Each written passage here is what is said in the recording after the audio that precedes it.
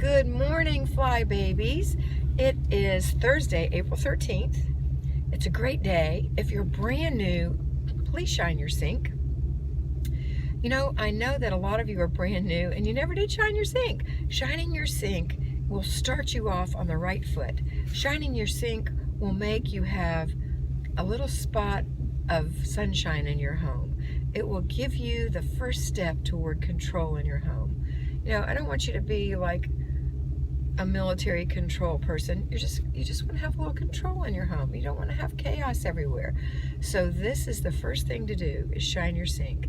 It'll make you have a pretty shiny kitchen, just that one little piece of sunshine in your sink, and you'll be happy you did it. So go ahead and drop down to the link below. There's a little drop down box, and look in there for shining your sink. Click on that and follow the directions.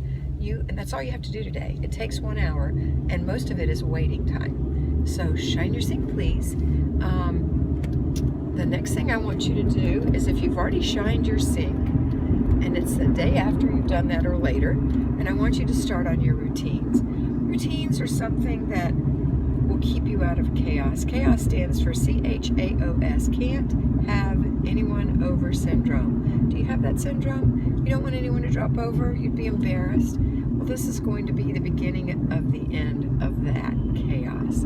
So I want you to definitely begin your routines. Routines are things you're probably doing most of anyway, or some of anyway, but maybe not everything. Oops, I gotta turn here. I'm on my way to the hospital. My dad's had his second intestinal bleed this year, so he's back in the hospital with that. He's got a little diverticulosis, and sometimes he gets a diverticular bleed, but they always have to make sure that's what it is. Last time he ended up with 2 transfusions, so if you would keep my dad, George, in your prayers, I would appreciate it. Thank you so much. All right, back to routine. So routines are something we do no matter what happens. If your dad goes in the hospital, if the neighbor's cat runs away, if your son's late for school, if someone passes away, you know, there's just a myriad of things that are considered life, and life happens every day. And it's a wonderful excuse for us not to do our routines. But I want to tell you what God did. He put the sun in the sky, and every day since He's put the sun in the sky, we see the sun come up and we see the sun go down. We see the sun come up and we see the sun come down. Sometimes we don't see it because it's a big black cloudy day, or it could be some kind of catastrophe that's happened, a forest fire, or you just are too busy to look at the sun. But the sun, no matter what's happening, comes up and goes down every day. And that is your reminder that life happens, but the sun comes up and the sun goes down. So you are going to control the routines in your house. You're like the sun in your house. You're gonna do your routines every day and keep chaos away. Okay? All right. And I'm going to just share a little bit more because I think this is very important. Ooh, what's happening here with the light? Anyway, and I always use this example with my mentor to fly babies. If your neighbor's house suddenly had a plane crash into it, and you're witnessing this horrible disaster, their home is in flames, but you have to go to the bathroom, so you run back to your house and you use the bathroom, I guarantee you that you will flush the toilet and wash your hands, despite the fact that this hard thing has happened. That's because it's a routine. It's a habit you started when you were 2 or 3 years old. Flush the toilet, wash your hands. Do you have to think about it? You know, it's not something that you're aware that you're thinking of, but you do think flush the toilet, wash your hands.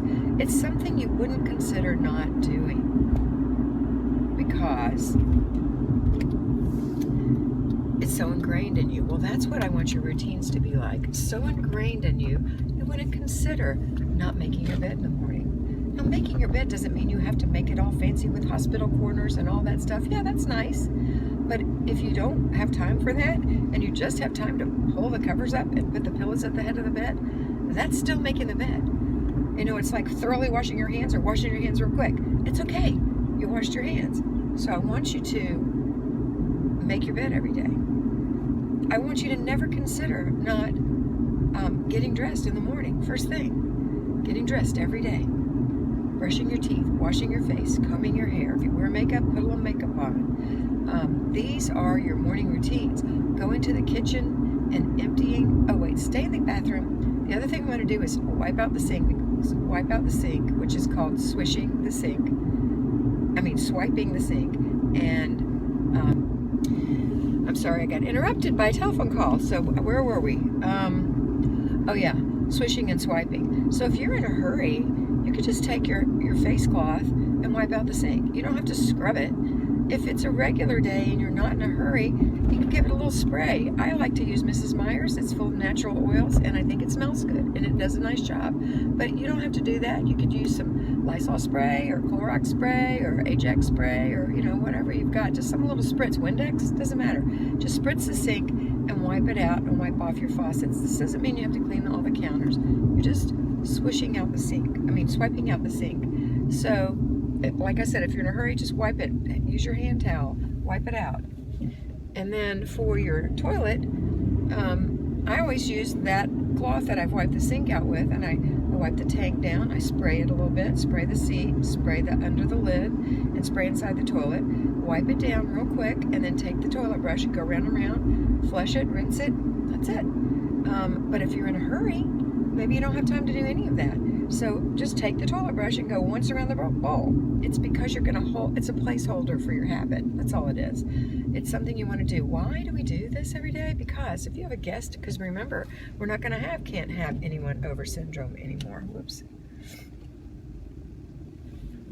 We're going to have, almost missed my turn from the hospital. We're going to have people over. It's great. So if someone comes over and they use your bathroom, the sink's shiny and the toilet's clean and you're not embarrassed. So it might be your master bedroom that you're doing this to, but you're also going to go run do it to the guest bathroom. You want to do it every day. It takes a second. It makes a huge difference. All right. Then the next thing you would do after you wash your hands is go into the kitchen and empty your dishwasher or put your dishes away that you hand washed yesterday. The reason we do that is because we want to have an empty place for our dishes to go during the day so they don't pile up on the sink and counter.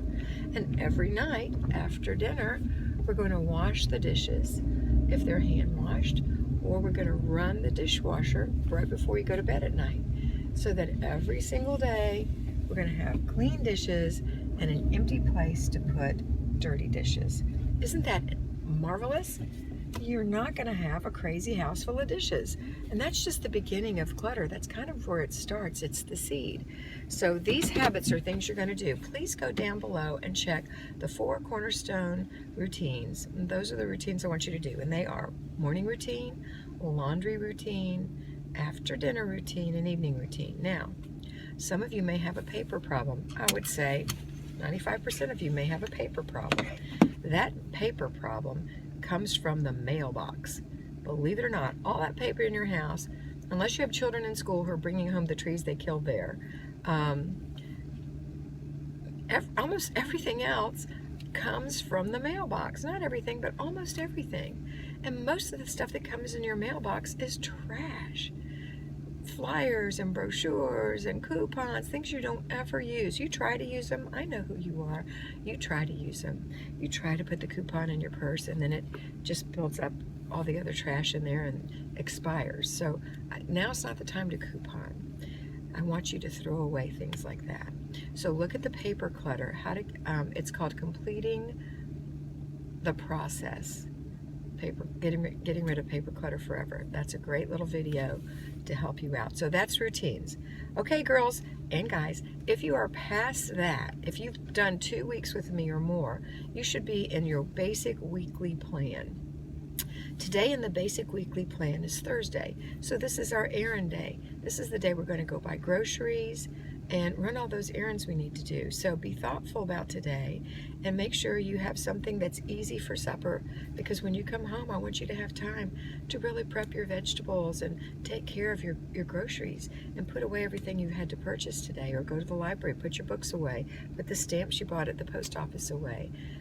Take care of those birthday cards that you purchased. I want you to have time. I don't want you to be rushed. So if you could put something in the crock pot, or you have a really quick supper you can serve on paper plates, that would be awesome.